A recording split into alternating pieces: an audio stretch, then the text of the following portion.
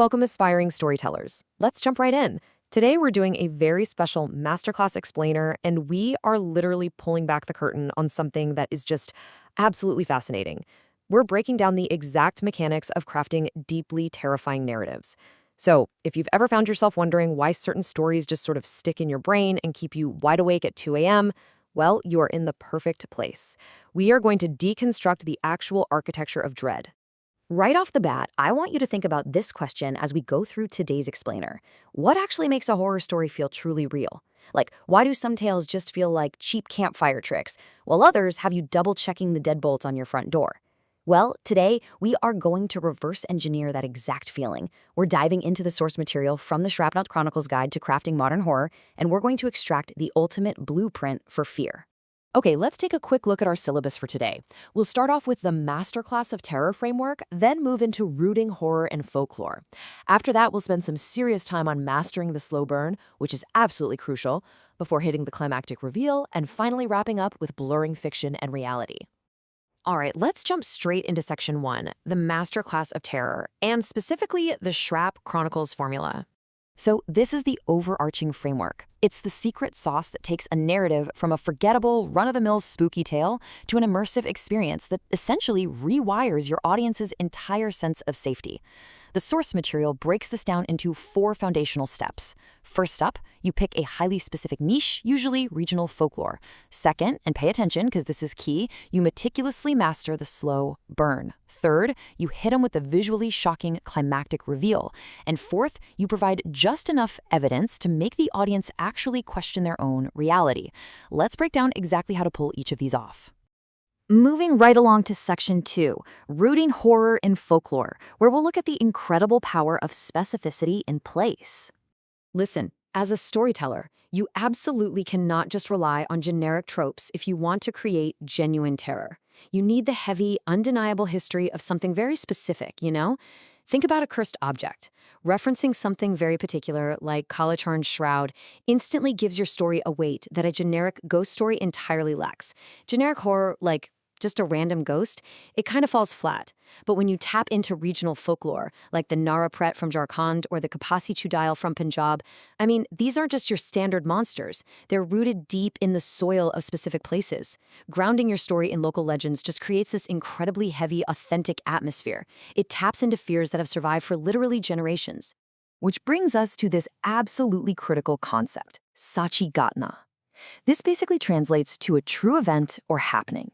Simply framing your narrative as a sachi ghatna instantly raises the stakes. You're essentially signaling to the audience, hey, this isn't just a made-up bedtime story. It touches on those real, unspoken dinner table fears. It's that one local legend everyone in town knows about, but everybody is just a little too afraid to actually discuss out loud. All right, now we arrive at Section 3, Mastering the Slow Burn, otherwise known as the Anatomy of Dread. I want us to really focus in here, because honestly, this is the crucial fulcrum of our entire masterclass. This is exactly where most aspiring horror writers completely drop the ball. They rush straight to the cheap jump scare. But real terror isn't just a sudden loud noise. Terror is an architectural buildup of tension. It's this slow, agonizing realization that something is fundamentally wrong. Let's trace this timeline from a story in the source material called The Antique Reflection. Notice how it walks chronologically from the totally mundane straight into the terrifying. Day 1, a trucker buys an antique mirror in Himachal. Totally normal, right? Day 3, a sense of unease sets in because you notices the mirror seems to be stealing his shadow.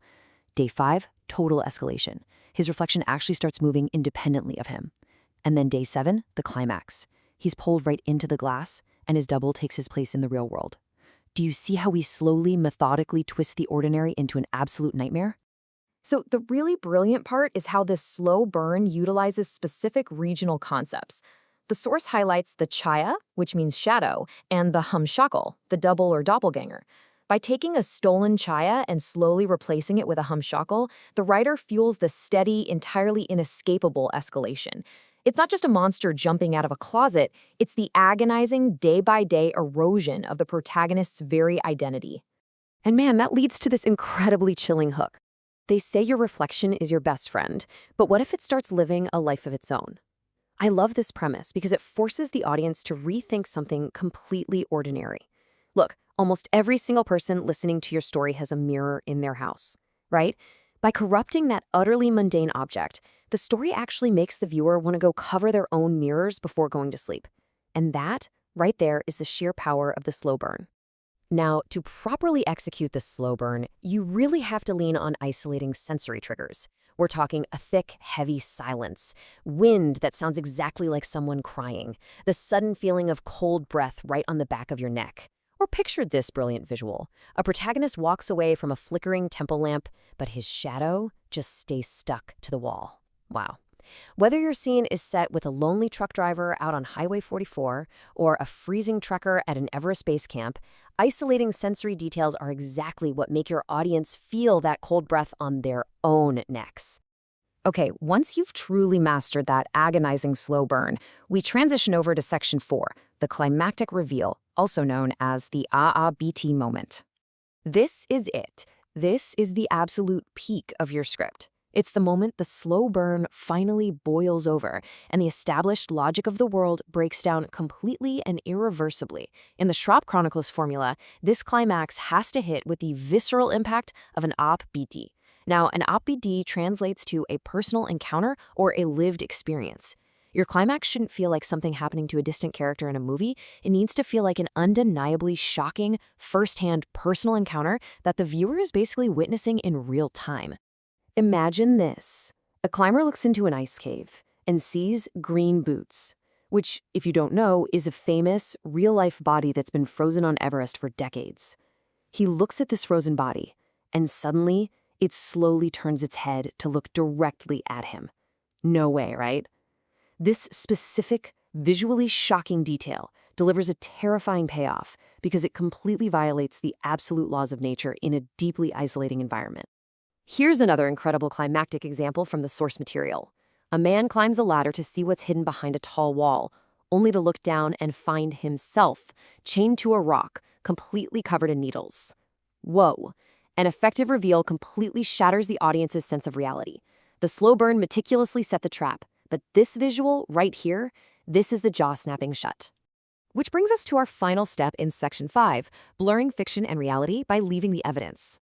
So, you've told a terrifying story, you nailed the slow burn, you hit them with a shocking climax. Now, how do you leave your audience genuinely questioning what they just heard? Simple. You leave them with evidence. You seal that lingering feeling of dread by providing tangible proof at the very end of the narrative. The source material suggests casually mentioning things like blurred photographs or lingering physical marks. Imagine ending a story with a sudden revelation of a character's missing toes following a supposed supernatural encounter out in the fields. Ending on a note like that leaves the viewer thinking, wait, actually, scratch that, did that really happen? It guarantees your story is going to linger in the room long after this explainer ends. And just a brief note here for modern storytellers, sustaining the fear often means building a real community around these shared legends. The source actually mentions platforms like kahaniwala.com or dedicated WhatsApp groups where fans share their own AABT. Honestly, this is how you keep the shadows moving. By inviting the audience to share their own true encounters, the folklore stays completely alive and is just continuously evolving. I want to leave you with a direct quote from the source material today. It's a thought that just perfectly encapsulates the slow burn dread we've been deconstructing. Some shadows don't need a light to follow you. So, I have to ask you, once you know the formula, once you truly understand how a mundane mirror or a quiet stretch of road can be totally weaponized through a masterfully crafted slow burn, will you ever look at a dark highway or a lonely mountain the same way again? Thank you so much for joining this masterclass explainer on the mechanics of fear. Use these tools wisely, craft your stories carefully, and please, stay safe out there.